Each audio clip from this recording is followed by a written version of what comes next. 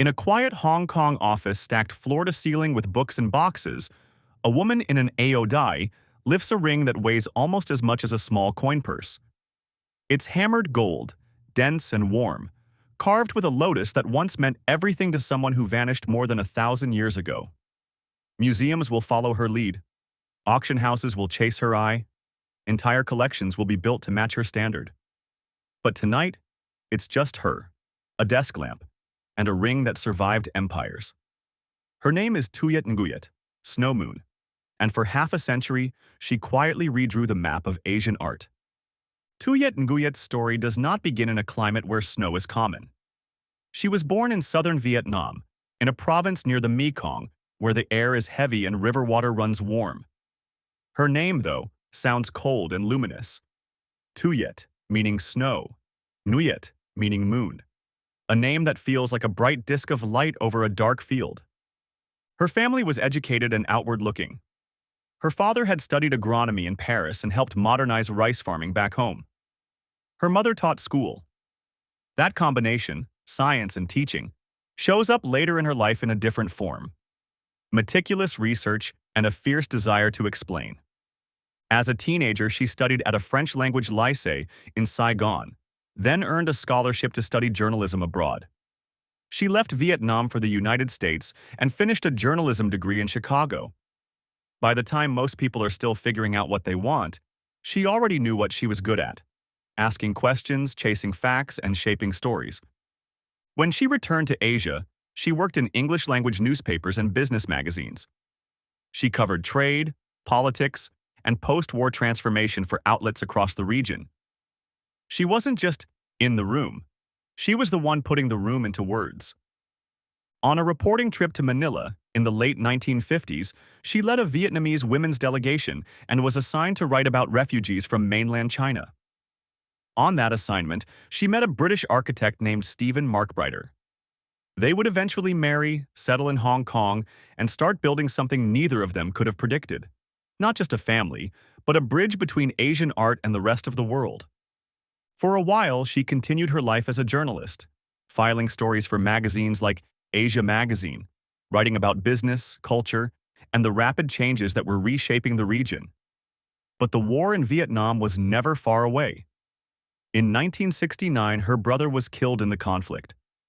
That loss changed the trajectory of her life. Out of that grief, she decided she wanted to tell a different kind of story about Asia, one that wasn't just about war and politics, but about memory, beauty, and what people create. So she did something bold. She invented the magazine she wished already existed. She called it Arts of Asia. With support from Stephen, she put together a preview issue around 1970 and launched the first regular issue in the early 1970s from Hong Kong. The concept was simple and radical at the same time. Serious scholarship on Asian art, temples, bronzes, textiles, ceramics, jewelry, written by experts, presented in English, and mailed to readers in dozens of countries. Over the years, the magazine grew into the largest circulation Asian art magazine in the world, a quarterly reference that collectors, curators, and dealers treated almost like a textbook that never ended. From the outside, Arts of Asia looked like a publishing success story. From the inside, it was also a training ground. Every article she commissioned, every photograph she chose, deepened her understanding. And quietly, over time, Snow Moon became more than an editor. She became a connoisseur. In those decades, Hong Kong was turning into one of the beating hearts of the Asian art market.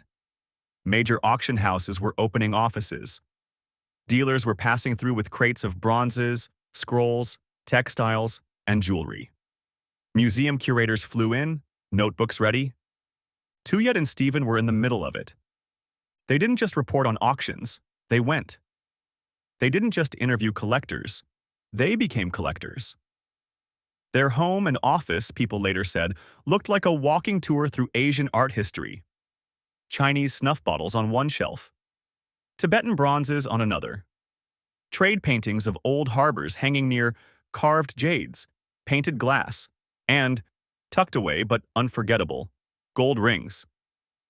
Their son, Robin, remembers that his parents built a huge research library.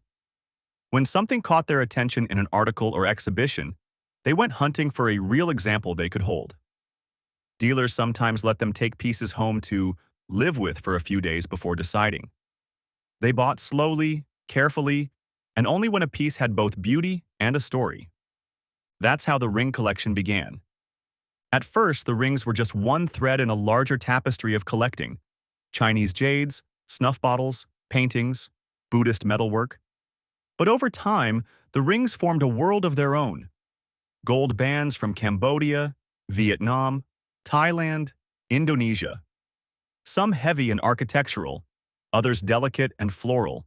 All of them forged centuries before the concept of Asian art market even existed.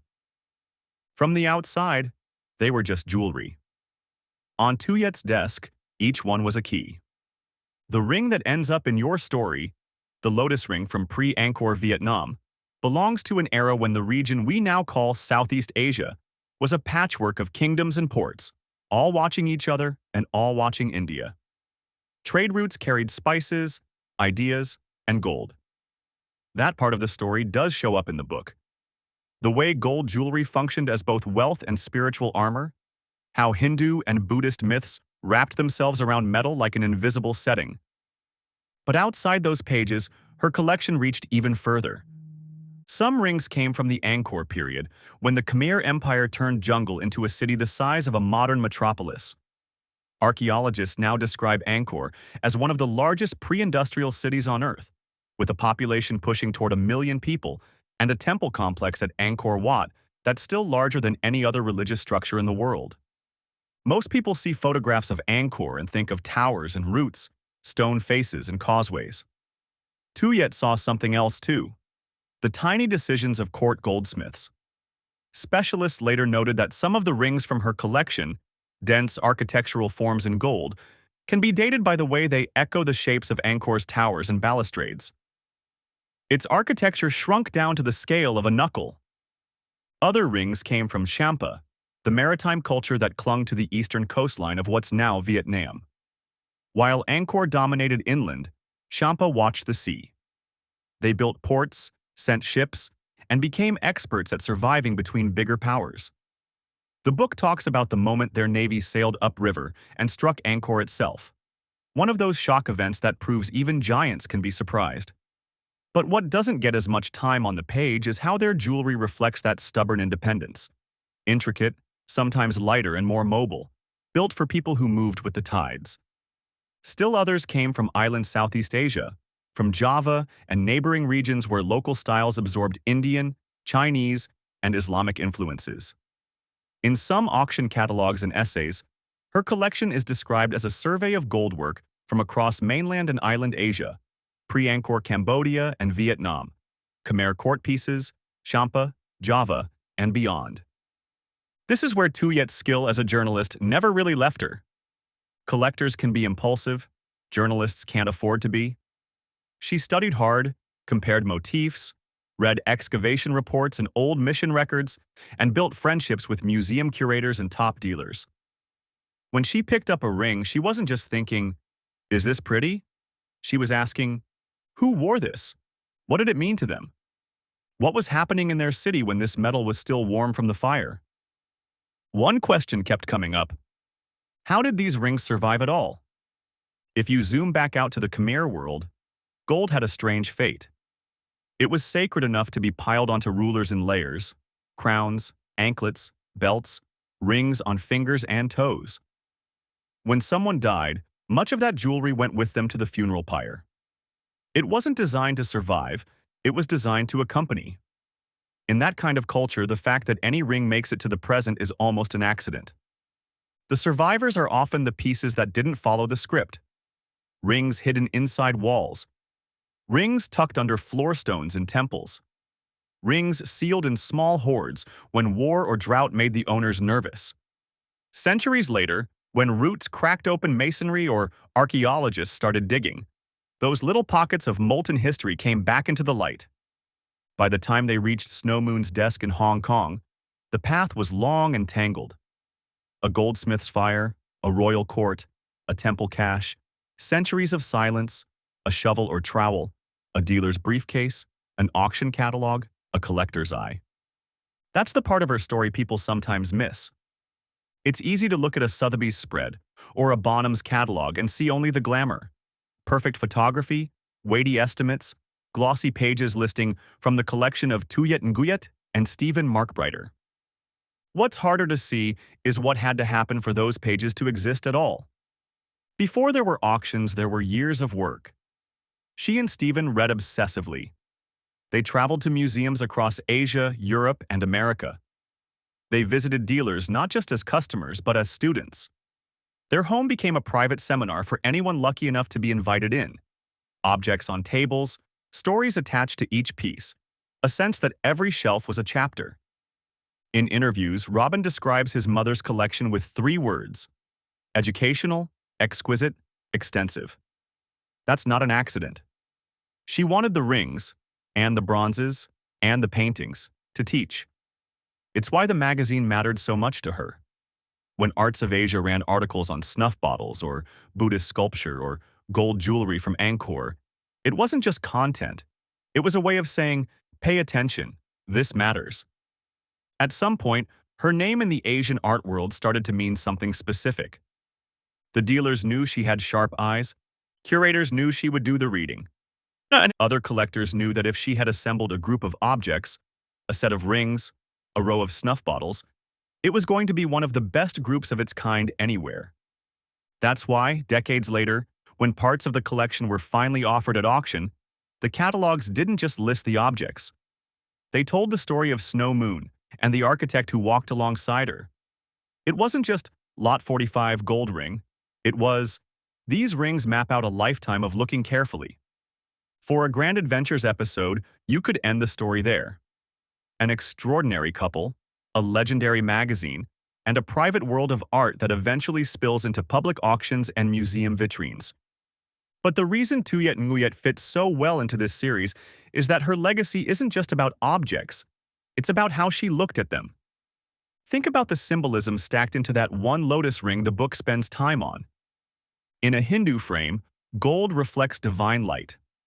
The more gold your body carries, the more it echoes creation itself. Jewelry becomes a rehearsal for future lives, a visible bet on a better reincarnation. In a Buddhist frame, the lotus itself is the story. Roots sunk in mud, stem pushing through murk, petals opening clean and bright at the surface. A reminder that where you start is not where you have to finish. Add color, blue glass inset, a gleam of sapphire, and suddenly it's about wisdom and insight, the moment when knowledge stops being trivia and becomes a path. None of that is random. Someone chose that design. Someone decided to wear that much gold in that shape, on that finger, in that court, at that time. When Snow Moon reads those choices, she isn't just reading style. She's reading hope, fear, status, belief. The same way she once read a political event or a refugee story, she now reads a ring. The tools are the same: patience, curiosity, context. The subject just shifted from headlines to heirlooms. That's why the chapter in your book lands so hard. On the surface, it's about 100 gold rings, 12 of which, and a gold box, end up in a treasure. Underneath, it's a lesson on how to pursue anything that matters, not by winging it, but by doing the work. Tuyet was not born into royalty. She was not handed a ready-made collection. She built her life's work out of notebooks, deadlines, and grief. Out of hours in libraries and museums. Out of friendships with people who knew more than she did and were willing to teach. She took the tools of journalism, attention, verification, narrative, and turned them toward ancient art. The result is a woman whose nickname in the trade became the Ring Lady, whose collection now shows up as a reference point whenever scholars talk about Southeast Asian gold jewelry, Khmer court rings, or Champa adornments. So what do you do with a story like that? You can treat it as a biography. A Vietnamese journalist named Snow Moon moves to Hong Kong, founds a magazine, and becomes one of the great collectors of her generation. You can treat it as a map. Each ring a pin stuck into a different place in time. Pre-Angkor Vietnam, the golden courts of Angkor, the harbors of Champa, the workshops of Java. Or you can treat it as a mirror, a reminder that preparation, the thing most of us try to skip, is the quiet engine behind every overnight success. Somewhere, in a vault, or a gallery, or a private home, those rings still catch the light. Their original owners are gone. Their courts have fallen. The empires that minted them have become tourist sites, exam questions, and drone footage. But the rings remain, circling new fingers, turning slowly in new hands, telling their stories to anyone patient enough to listen. And in the background of those stories, always, there's a woman named Tuyet Nguyet, Snow Moon, who decided that Asia deserved to be seen for more than its wars and headlines, and who spent a lifetime proving that if you train your eye and honor the details, even a gold ring the size of a thumbnail can hold an entire world.